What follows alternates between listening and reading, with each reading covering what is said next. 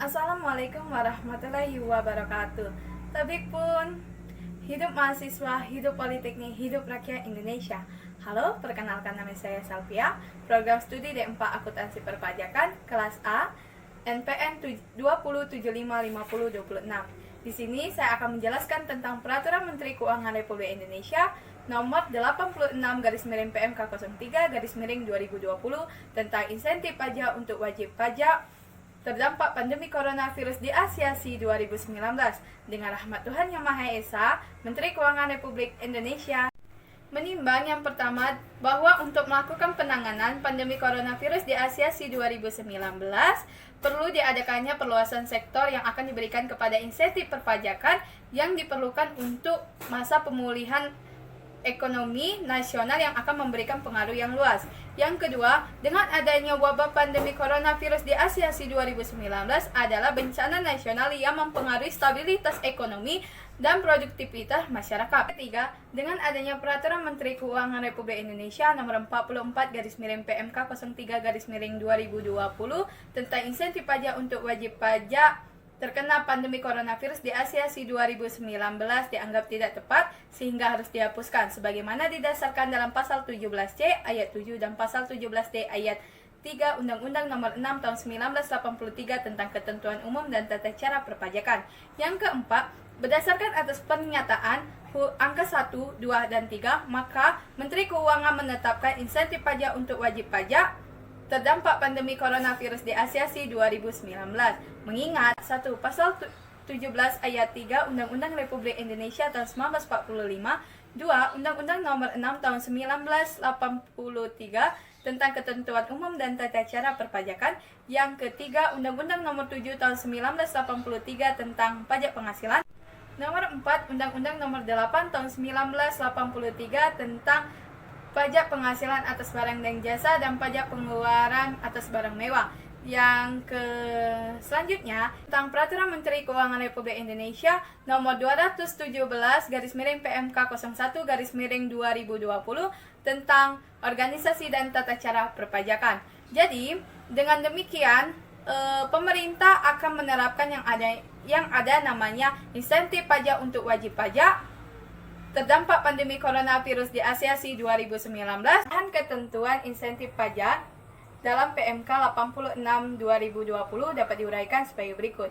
Yang pertama, PPh pasal 21. Perubahan yang paling terlihat adalah PMK 44/2020 terkait insentif PPh pasal 21 adalah adanya penambahan jangka waktu insentif PPh pasal 21 yang ditanggung-jawabi oleh pemerintah atau yang lebih dikenal dengan DTP. Sebelumnya, PMK nomor 44/2020 mengatur insentif PPh pasal 21 yang diberikan sejak masa bulan April 2020 sampai dengan bulan September 2020. Sedangkan sesuai dengan PMK 86/2020, maka peraturan itu dirubah sehingga insentif PPh pasal 21 mengalami perpanjangan dari masanya bulan April 2020 sampai dengan masa pajak bulan Desember 2020. Berarti ada penambahan 3 bulan.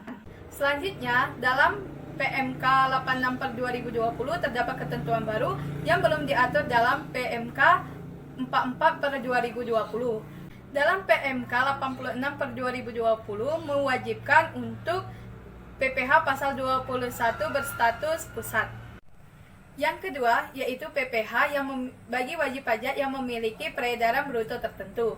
Sama seperti insentif PPh pasal 21, PPh bagi wajib pajak yang memiliki peredaran bruto tertentu juga ditanggung oleh pemerintah, yang juga disebut dengan PPh full UMKM DTP dan diberikan masa panjang waktu sampai bulan Desember 2020. Selanjutnya, terdapat klausul baru dalam PMK 86/2020 yang menyatakan pendapat untuk menyampaikan laporan realisasi dengan adanya surat keterangan untuk mendapatkan PPh final UMKM DTP. Yang ketiga, PPh pasal 22 impor. Sama seperti insentif pajak yang disebutkan di atas. Dalam PMK 86 per 2020, insentif pembebasan PPh pasal 22 impor juga mengalami durasi juga yang berlaku sampai bulan Desember 2020. Ada satu hal yang menarik tentang penyampaian laporan realisasi PPh pasal 22 impor. Jika sebelumnya wajib pajak menyampaikan laporan realisasi selama 3 bulan sekali, maka dengan adanya PMK 86 per 2020 aturan tersebut berubah menjadi wajib pajak harus menyampaikan laporan realisasi setiap 1 bulan sekali, paling lambat tanggal 20 bulan selanjutnya. Yang keempat, PPh pasal 25. Sama seperti insentif pajak yang disebutkan di atas, dalam PMK 86 per 2020, insentif pengurangan angsuran PPh pasal 25 sebesar 35% juga mengalami perpanjangan yang berlaku hingga bulan Desember 2020. Di samping itu, jika biasanya wajib pajak menyampaikan laporan realisasi setiap 3 bulan sekali, dengan adanya PMK 86 per 2020, aturan tersebut diubah menjadi wajib pajak menyampaikan laporan realisasi setiap 1 bulan sekali dan paling lambat tanggal 20 pada bulan selanjutnya dan pada masa akhir pajak. Yang terakhir tentang restitusi PPN dipercepat. Adapun untuk insentif PPN adalah pengembalian pendahuluan kembalian pembayaran pajak sebagai PKP yang beresiko rendah. Perubahan tersebut adalah untuk perpanjangan waktu pemanfaatannya. Sementara dalam PMK 86 per 2020, PPN berlaku sampai bulan Desember 2020 dan paling lambat pada tanggal 31 Januari 2020.